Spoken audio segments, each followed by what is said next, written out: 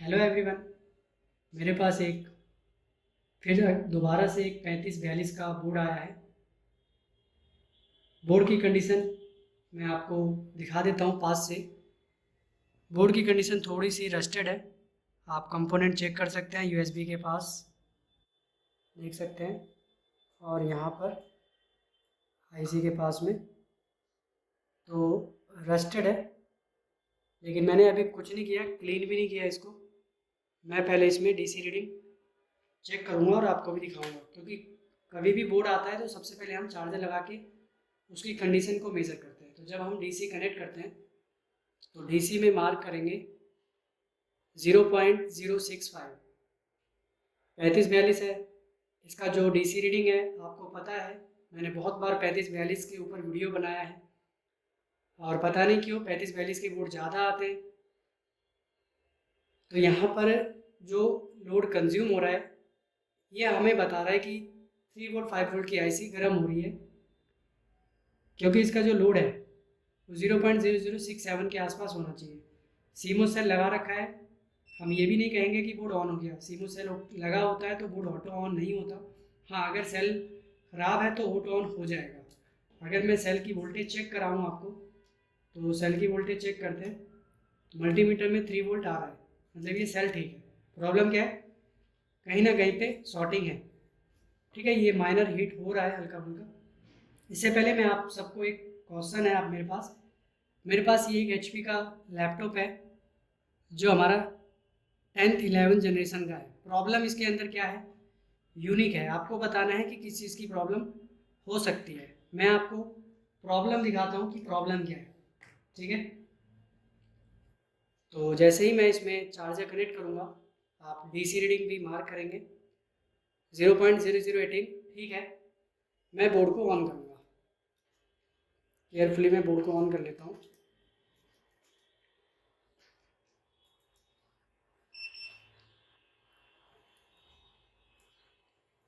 Board मैंने on कर लिया, डीसी रीडिंग से आपको पता चल जाएगा। और मेरे बोर्ड पे आप देख सकते हैं डिस्प्ले आ रहा है। यहाँ पर दिखा क्या रहा हूँ मैं, यहाँ पर देखना है फ़ैन का जो कनेक्टर है ये मैंने निकाल रखा है। ठीक है, और मेरे लैपटॉप के डिस्प्ले में डिस्प्ले आ रहा है।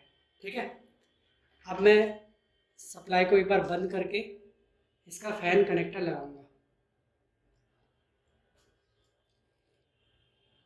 अब देख सकते हैं मैंने फ़ैन लगा दिया है। अगेन मैं लैपटॉप को ऑन करूंगा, डीसी रीडिंग मार करेंगे और पावर बटन प्रेस कर दिया मैंने। फ़ैन चल रहा है। ठीक है, फ़ैन चला था अभी। और डिस्प्ले देखें, डिस्प्ले आ चुका है लेकिन ब्लैंक है। मैं आपको डिस्प्ले दिखाता हूँ कैसे। लाइट ऑफ कर देता हूँ मैं अपने यहाँ का। अभी लैपटॉप में देख सकते हैं कि डिस्प्ले प्रॉपर है लेकिन डेटा नहीं आ रहा। फ़ैन देख सकते हैं, फ़ैन स्पिन कर रहा है।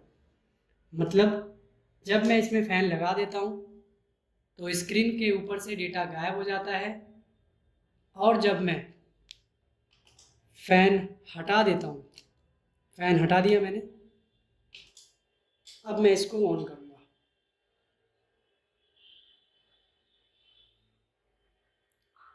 तो अब देख सकते हैं डिस्प्ले में डेटा आ चुका है। तो क्या प्रॉब्लम हो सकता है आप मुझे कमेंट करके बताएं, फिर मैं स्टेप्स लूँगा।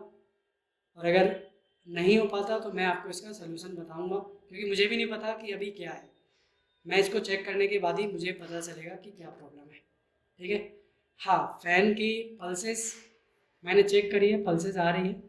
डीएसओ के ऊपर अगर मैं मार्क कराऊँ आपको, फ़ैन के ऊपर पल्सेस आ रही है नहीं आ रही है। फ़ैन का कनेक्टर लगा दिया मैंने।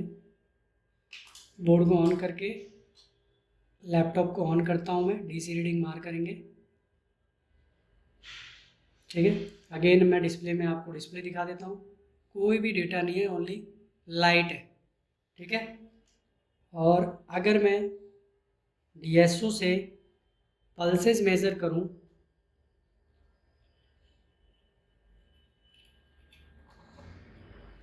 तो आप डीएसओ में मार करेंगे। लैपटॉप को मैं थोड़ा सा डाउन करता हूँ। अब देख सकते हैं कि यहाँ पर फैन की पल्सेस आ रही है, ठीक है। 5 वोल्ट की सप्लाई में चेक कराऊँ आपको, तो यहाँ पर 5 वोल्ट की जगह पे वोल्टेज कम आ रही है, क्योंकि फैन जिस हिसाब से रनिंग करेगा उस हिसाब से 1x, ये प्रॉप मेरा 10x है, सॉरी 1x करके मैं इसको ऑटो प्रेस करता हूँ, ठीक है। 2 वोल्ट पर डिवीज़न है, 2 4 5 वोल्ट के आसपास आ रहा है हमारा। तो मुझे बताएं प्रॉब्लम क्या है, फिर हम देखेंगे। तो चलते हैं हम अपने केस स्टडी पे 3542 के ऊपर। ये आप सब के साथ एक क्वेश्चन था। अब 3542 के ऊपर आते हैं। 3542 में सबसे पहले मैंने आपको रीडिंग दिखा दिया है। तो हमें क्या करना है, सबसे पहले इसका इम्पीडेंस मेजर करना है। तो इम्पीडेंस मेजर करने के लिए 19 वोल्ट का CLR ऑफकोर्स सही होगा, और ये हमारा 3 वोल्ट एंड 5 वोल्ट है। 3 वोल्ट 5 वोल्ट का इम्पीडेंस 300 के आसपास मल्टीमीटर में देख सकते हैं, ठीक है। और 5 वोल्ट का इम्पीडेंस मल्टीमीटर में देख सकते हैं, गलत है। क्योंकि अगर 3 वोल्ट का इम्पीडेंस 350 है तो 5 वोल्ट का इम्पीडेंस भी इसके आसपास होना चाहिए, ठीक है, 350 400 के आसपास। लेकिन ये कितना है, 47। तो इसी की वजह से कहीं ना कहीं प्रॉब्लम है। और मैंने आपको फिजिकल में ही दिखाया था, USB के पास यहाँ पर कैपेसिटर की तरफ मैं नज़र लेकर चलता हूँ, आपको जूम करके दिखाता हूँ। ये देख सकते हैं कैपेसिटर किस तरीके से कार्बन लगा हुआ है, काफ़ी ज़्यादा लगा हुआ है। मे बी इस वजह से हो सकता है। इम्पीडेंस मैं एक बार मल्टीमीटर में देखो आप, जो मैं इस कैपेसिटर को मेज़र कर रहा हूँ तो कम आ रहा है। इस कैपेसिटर को मैं एक बार अपनी जगह से हटाता हूँ, ठीक है।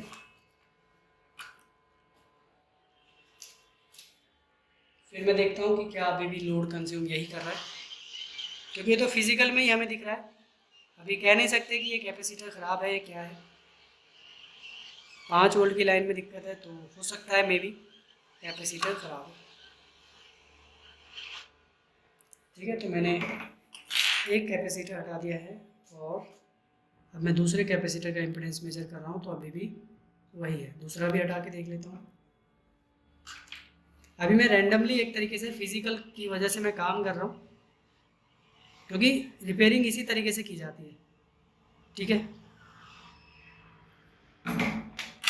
स्टेप बाय स्टेप सीखी जाती है चीज़ें, और कई बार हम जब काम करते हैं तो हमें किस तरीके से करना चाहिए वो मैं आपको दिखा रहा हूँ एक बार, ठीक है।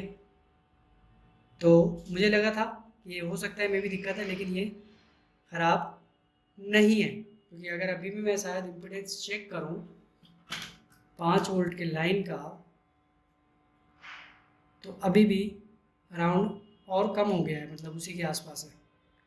तो इस केस में हमें क्या करना चाहिए, तो सिंपल है। कहीं पर भी कोई भी लाइन शॉर्ट नज़र आती है, चाहे वो फुल शॉर्ट हो चाहे वो थोड़ा कम हो, तो हम डायरेक्ट वोल्टेज इंजेक्ट करते हैं। तो ये 5 वोल्ट की लाइन है, वोल्टेज इंजेक्ट करके देखकर हमें पता चल जाएगा कि ये क्या दिक्कत है। 5 वोल्ट की लाइन है, क्या प्रॉब्लम हो सकता है।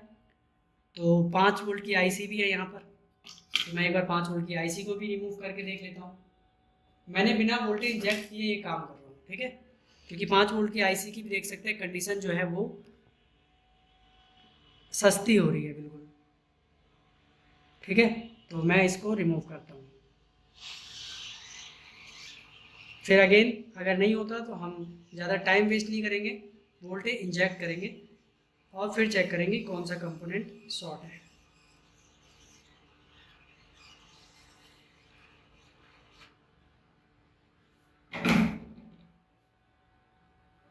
ठीक है, मैंने यहाँ से आईसी हटा दी है।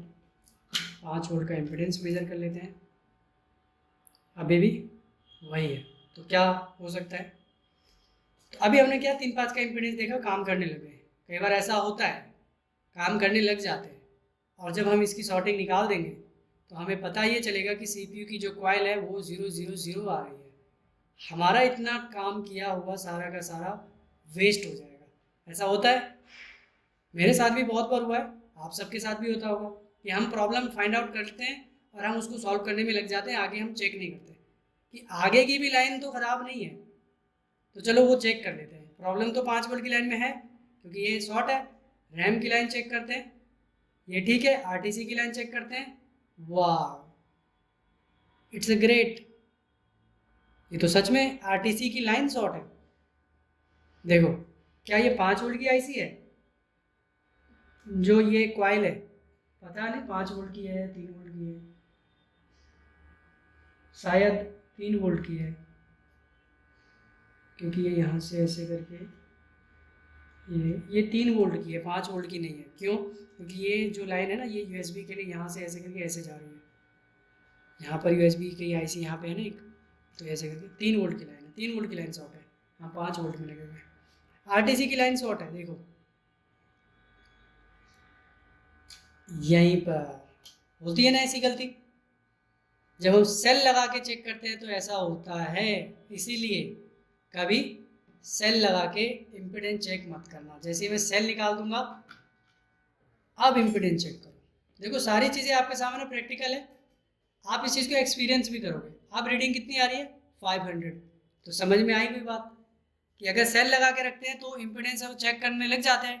रैंडमली हम सेल नहीं निकालते हैं और हमें लगता है ये हो गया। तो अब आरटीसी की लाइन क्लियर है, मतलब शॉर्ट नहीं है। आगे चलते हैं। ये 1.05 वोल्ट 77 इम्पीडेंस देख सकते हैं। सीपीयू कोर का इम्पीडेंस 27, बढ़िया है, ठीक है। फटाफट अब बायस का इम्पीडेंस भी ठीक है। तो इसमें और कोई कॉइल तो शॉर्ट नहीं है क्या? इसमें कोई स्विच शॉर्ट तो नहीं है। तो यहाँ पर ये लाइन ठीक है और यहाँ पर ये लाइन ठीक है। तो फटाफट हम देखेंगे कि प्रॉब्लम क्या है। यहाँ पर एक कैपेसिटर है, क्या ये शॉर्ट तो नहीं है फिजिकल में? ठीक है। तो अब हम काम करेंगे वोल्टेज इंजेक्ट का। आयो की वजह से कई बार आयो भी शॉर्ट होता है। नहीं, शॉर्ट नहीं। और एक बार और मैंने 3542 के अंदर आपको एक और चीज़ सिखाई थी, वो ऐसे लॉजिक फेल होता है तब होता है, लेकिन हमारे में केस में इम्पीडेंस डाउन है। तो मैं डीसी को कम करूँगा थोड़ा सा, तो इसको मैं थोड़ा सा डाउन ले आऊँगा।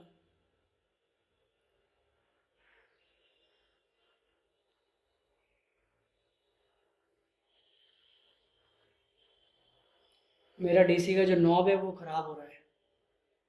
लगभग जितने भी अब इस टाइप के डीसी आ रहे हैं उसमें नॉब ख़राब है। काफ़ी लोगों ने मुझे बताया कि नॉब ख़राब है। तो मैंने 3 वोल्ट डीसी में सेट कर लिया है। अभी मेरे हाथ में जो प्रॉब है, इसके अंदर एक इलेक्ट्रिक फ्लो हो रहा है, वोल्टेज फ्लो हो रहा है। तो प्रॉब मैंने उल्टा लगा रखा है डीसी में, लाल वाले को ब्लैक में लगा रखा है, ब्लैक वाले को रेड में, क्योंकि नीडल मोटी पतली है इस वजह से।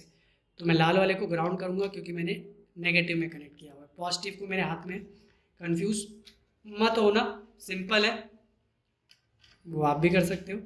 तो मेरी जो लाइन शॉर्ट है ये वाली, और लोड देख सकते हो 3 वोल्ट पे 98 का लोड है। क्या आप इस शॉर्टिंग को पकड़ लोगे जल्दी से? कंपोनेंट हीट होगा इस केस में। अब बढ़ रहा है धीरे धीरे, क्या कहते हो, कंपोनेंट हीट होगा? बताओ। तो कंपोनेंट टच करके अभी तो और ज़्यादा कम हो गया लोड।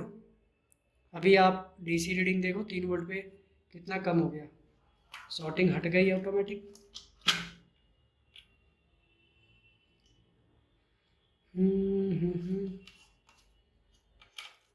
आयो तो शॉर्ट नहीं है, 38 का ही लोड आ रहा है सिर्फ। अगर अभी हम डीसी मार्क करें, जो वीडियो लंबी नहीं बनाएंगे, चाहे हम इसे पार्ट 2 में ले जाए। अभी जो डायट रेंज है वो 100 के आसपास आ गया, पहले 50 के आसपास था, अभी 100 के आसपास आ गया। क्या शॉर्ट हो सकता है?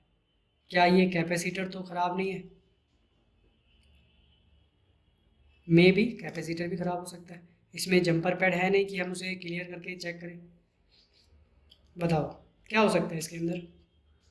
फिजिकल तो हमें दिख रहा है, हमने हटा के देख लिया। यहाँ पर भी एक छोटी सी आईसी है, पता नहीं यूएसबी की आईसी है किस चीज़ की आईसी है। और ये भी 5 लैख की है आईसी। एक दो यूएसबी है, तो मैं एक बार इसको भी हटा के देख लेता हूँ क्योंकि कंपोनेंट शॉर्ट तो नहीं है। यूएसबी आईसी थोड़ी सी डाउन है।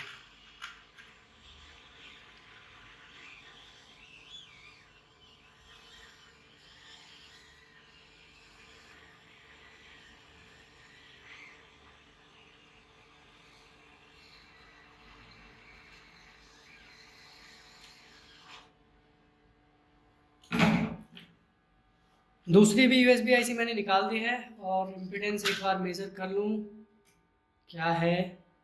तो इम्पीडेंस चेक करो, 350 का इम्पीडेंस आ चुका है। आ गया। यूएसबी आईसी ख़राब थी। 2 यूएसबी आईसी आप देख सकते हो यहाँ पर निकली हुई है। अब मुझे भी नहीं पता कि मैंने ये अभी निकाला, गर्म होगा ना, ये ठंडी है,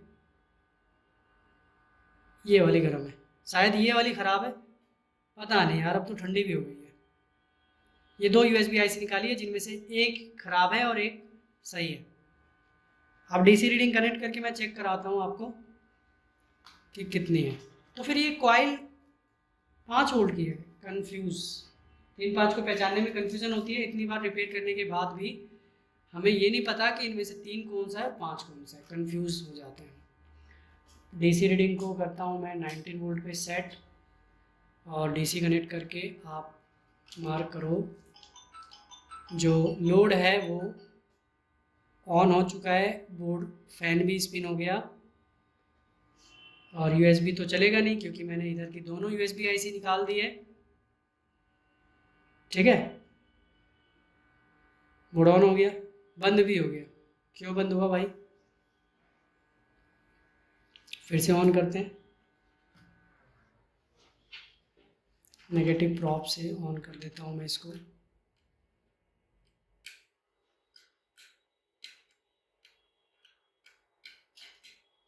ऑन नहीं हुआ,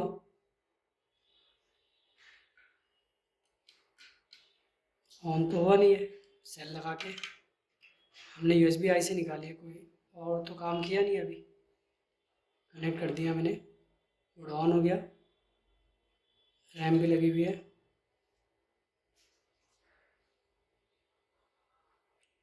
बंद हो गया। बंद क्यों हो रहा है, रैम तो दिक्कत नहीं है। ये देखो रैम के ऊपर क्या कारस्तानी कर रखी है। ये नेटवर्क रजिस्टर के बगल में आपको दिख रहा है, ये रैम भी ख़राब हो रही है लगभग इसकी। और किसी ने कंपोनेंट तोड़ रखा है, यहाँ का कैपेसिटर वगैरह डैमेज हो रखा है या फिर ऑटोमेटिक होगा, कोई बात नहीं। हमारे पास अभी तो करंट में रैम पड़ी है नहीं, चलो कोई बात नहीं। हमने देखा कि इस तरीके से 3540 का बोर्ड जो पहले 0.0060 का लोड ले रहा था, अब वही 0.0015 का लोड कंज्यूम कर रहा है और बोर्ड ऑन हो चुका है।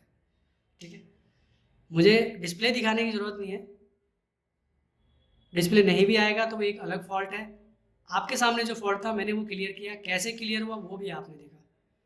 तो आई होप आपको पसंद आई होगी वीडियो, और अगर आपको पसंद आई है तो वीडियो को लाइक करें और इसी तरीके से कंटिन्यू वीडियो देखना चाहते हैं तो चैनल को सब्सक्राइब करें। Thank you for watching this video.